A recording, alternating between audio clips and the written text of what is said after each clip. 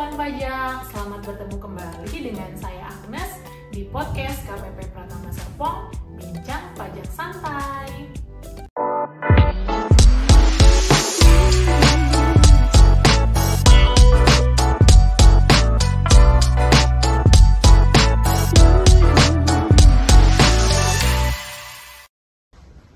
Tahukah kawan pajak, sejak Oktober 2020, wajib pajak non-PKP atau wajib pajak yang belum dikukuhkan sebagai pengusaha kena pajak wajib melakukan pemotongan PPh pasal 23 atau 26 dengan membuat juga bukti potongnya.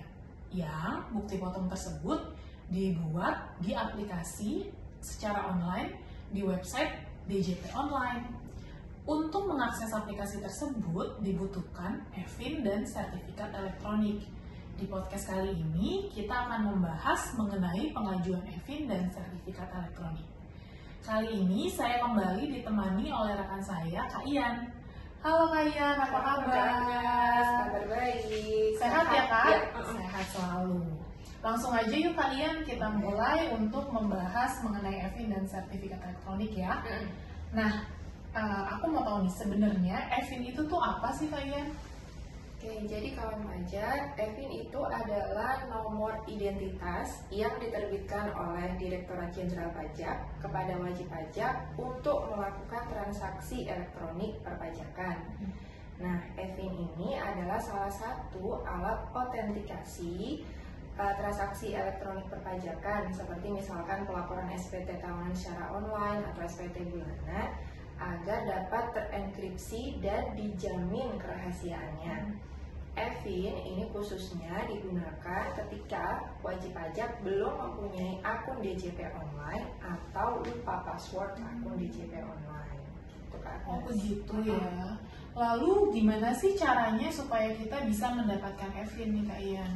Oke, untuk mendapatkan e-fin ya, ini bisa diajukan secara online.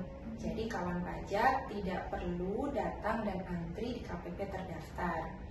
Untuk pengajuan e-fin bisa dikirim secara online melalui email. Nah, ke KPP terdaftar. Untuk cek alamat email KPP terdaftar, kawan pajak bisa cek di www.pajak.go.id di menu unit kerja. Oh baik, jadi sekarang ini pengajuan e-fin tuh sudah lebih simpel ya, karena wajib pajak atau kawan pajak itu tidak perlu lagi datang ke KPP secara langsung untuk pengajuan e-fin. Cukup dari rumah, aksesnya bisa secara online dengan melakukan pengiriman email gitu ya.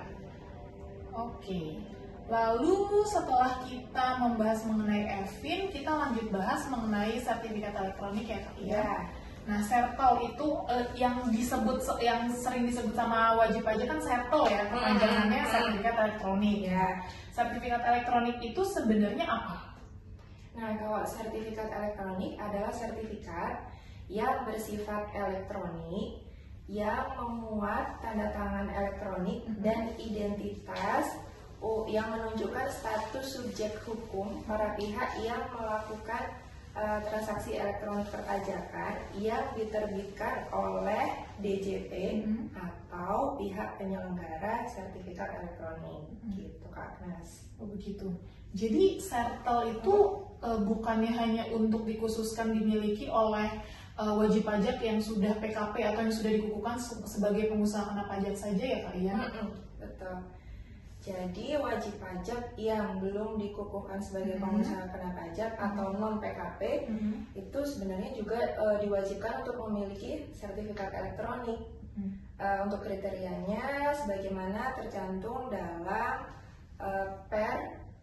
Peraturan Direktur Jenderal Pajak Nomor Per 04 PJ 2020, yaitu yang melakukan transaksi perpajakan misalkan baik untuk wajib pajak orang pribadi ataupun wajib pajak badan, kemudian wajib pajak yang belum dikukuhkan sebagai PKP, wajib pajak yang tidak membuat faktur pajak, kemudian wajib pajak yang sudah membuat bukti potong, yaitu bukti potong PPh pasal 4 ayat 2, pasal 15, pasal 22, 23, 26, dan wajib pajak yang melapor SPT unifikasi di Eduport. Oh begitu.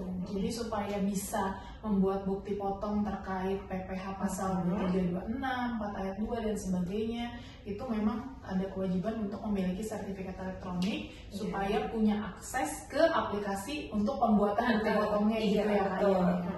Oke. Lalu untuk mendapatkan sertifikat elektronik itu bagaimana? Apakah semudah membuat EVIN yang seperti yang tadi kalian sebutkan?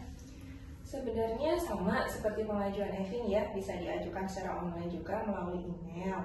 Cuman ada tambahan kewajiban yang harus kawan pajak penuhi bagi wajib pajak yang sudah mempunyai kewajiban pelaporan SPT tahunan. Mohon melakukan pelaporan SPT tahunan terlebih dahulu untuk yang tahun terakhir. Gitu. Cukup jelas ya kawan pajak mengenai persyaratan, proses, tata cara pengajuan EVIN dan sertifikat elektronik serta alasan kenapa sih wajib pajak yang meskipun bukan pengusaha kena pajak itu harus memiliki EVIN dan sertifikat elektronik. Kalau boleh aku resume sebentar ya kalian mengenai apa yang udah kita diskusikan tadi. Yang pertama adalah untuk bisa akses layanan elektronik yang tersedia di website pajak.go.id, kawan pajak itu harus memiliki EVIN dan sertifikat elektronik. Lalu badan non-PKP yang diwajibkan memiliki sertifikat elektronik dan EVIN adalah mereka yang melakukan pemotongan PPh pasal 23, 26, PPh pasal 4 ayat 2, dan PPh lainnya yang diharuskan juga membuat bukti potong di aplikasi online yang tersedia di website DJP online gitu ya. Lalu untuk permintaan EVIN dan sertifikat elektronik itu cukup mudah, bisa dilakukan secara online melalui email yang ditujukan kepada KPP terdaftar. Lalu disertai dengan persyaratan-persyaratan ya tentunya ya, ada kelengkapan dokumennya. Dan yang terakhir, kawan pajak dapat mengakses data terkait KPP di mana tempat wajib pajak terdaftar itu di website pajak.go.id di menu unit kerja. Betul ya kalian ya? Ada lagi kah yang mau ditambahin? Sepertinya sudah cukup Kak Agnes untuk EVIN dan Sertel. Oke, baik kawan pajak, sekian dulu nih diskusi mengenai Sertel dan EVIN di podcast kali ini.